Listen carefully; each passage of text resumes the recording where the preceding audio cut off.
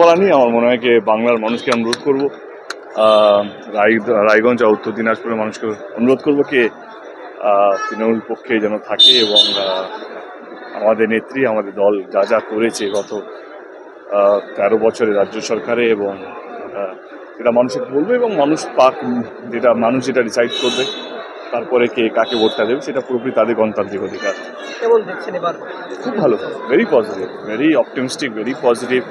এবং আমি তো অনেক জায়গায় যাচ্ছি, এবারে প্রচণ্ড পজিটিভ একটা সাড়া পাচ্ছি আমরা। এবং আমরা কোথাও যেন যেইটা 2019-এ হয়েছিল আমার মনে হয় না সেই ভুলটা এবারে হবে আমাদের পক্ষ থেকে। এবং এবারে সিটের অনুমানটা অনেকটাই বাড়বে এবং সেটা সময়ের অপেক্ষা।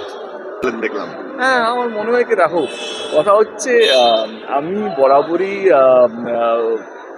আমার 10 বছর হয়ে গেল রাজনীতির মধ্যে। আমরা রামনবমী করছি, আমার জয় শ্রীরাম বলতে অসুবিধা নেই। আমার মনে হয় কি রাম ঠাকুর আমার মনে হয় কি ভারতবাসীর, শুধু হিন্দু বলবো না, আমরা অনেক দরগাতেও যাই। তো সেই জায়গা থেকে অনেক মুসলিমরা শিরডি সাই বাবাতেও যায়। তো আমাদের দেশে আমার মনে হয় কি ভারতবাসীকে ধর্ম শেখাতে আসবেন না। এবং ঠিক আছে, কিছু কিছু উত্তেজিত হয় না কি কর্মীরা বিরোধী দলকে দেখলে, আমার মনে হয় ঠিক আছে, একটু দেবকে দেখলে একটু স্লোগান হবে না, তাহলে কি মানে দেব জানে কিভাবে পুরো ব্যাপারটা হ্যান্ডেল করতে হয়। আমার মনে হয় সব কিছু রাগ ও অভিমান দিয়ে হয় না, কিছু কিছু জিনিস ভালোবাসা দিয়েই হয়ে যায় এবং যেটা দেখতেও পেলে।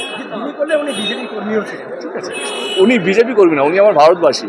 তার সবচেয়ে বড় পরিচয় হচ্ছে উনি ভারতবাসী এবং আমরাই বিভাজন করে গেছি। আমরা হিন্দু মুসলিম টিএমসি বিজেপি গরিব বড়লোক এইভাবে মানে ওদেরও দোষ না, বড় বড় নেতারা এইভাবে বিভাজন করে রাখে। বাট আমি সেই বিভাজন বিশ্বাস করি না, সবই ভারতীয়। আমরা চাই যেই জিতুক না কেন ভারত দেশটা যেন উন্নতি করে। এই নির্বাচনটা হচ্ছে যে দেশকে এগিয়ে নিয়ে যাবে। তো আমার মনে হয় আমরা সবাই ভারতীয় প্রথমে, তারপরে কে বিজেপি কে টিএমসি সেটা পরের কথা।